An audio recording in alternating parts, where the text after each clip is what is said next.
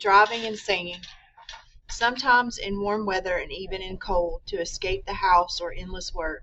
We would go sit in the junk cars with the windows rolled down, and we would pretend to travel to far off places. "Where do we want to go today?" I'd ask Dale. "I've been wanting to see Canada," he'd say. "That's a long way from here," I warned him. "I don't know if we can make it back by supper." "I bet we can," he'd say. "Just drive fast." I pushed the useless clutch and threw the transmission into first. I began to make the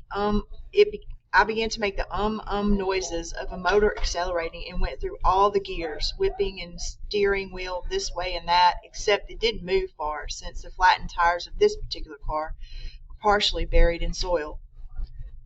"I can outrun police." "My goodness, we're going 65 already," I'd say. "You better watch out for police." "I can outrun police." "Look at this. We're in the mountains. This is a big one we're climbing. Wow, what a sight. Oh no, we're going downhill now, and I can't get the brakes to work."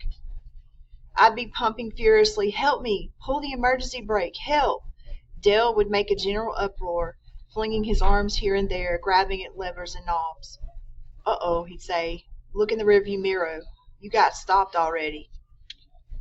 I'd glance up at the mirror, but it was too moldy and dusty to see through. So was the back windshield. I'd stop and talk to the invisible officer through the window, either being very rude or very solicitous, and soon, $30 ticket in hand and a promise to slow down, we'd be back on our way again.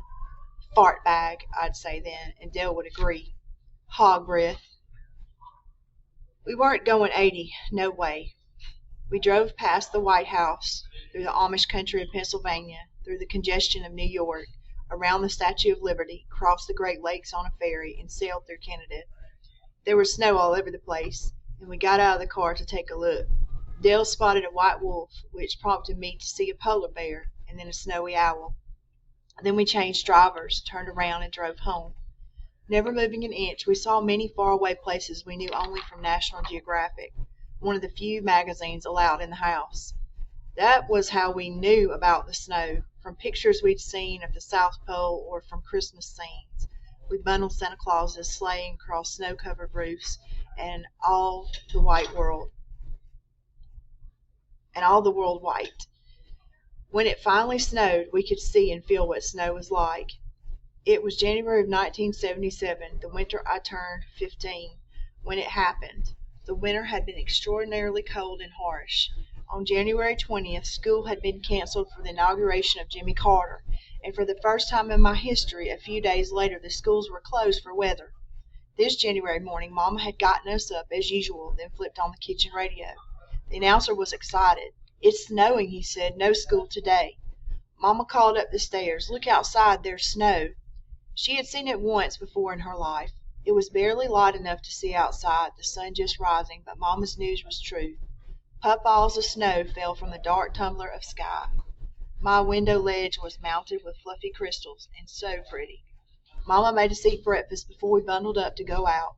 I wore 2 pairs of socks and a muffler around my head, all I could find, since even Mama, our Georgia Mama, wasn't prepared for snowstorms. Outside, the roof was frosted white, and the limbs of the trees mounded with snow. Smoke whisked from the chimney. For the first times in our lives we made snow angels, falling prone and sweeping wide our arms and legs as Laura Ingalls had done. We hesitantly packed snowballs, having never felt this odd manifestation of winter, and not knowing what to do with it except to try what we had read. We built a snow person. When our fingers and toes were nearly frostbitten, we came inside and warmed by the fire.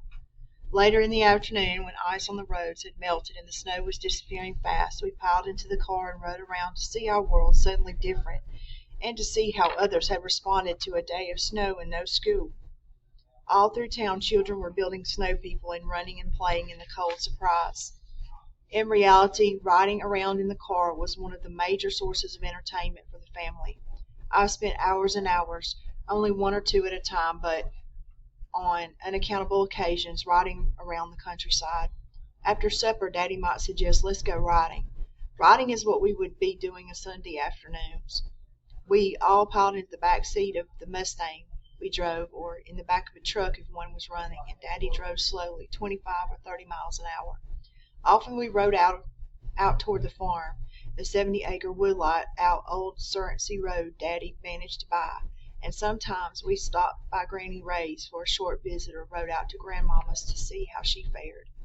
If there was something interesting, a wreck, a chain gang cutting roadside bush, a hitchhiker, we craned our necks to see.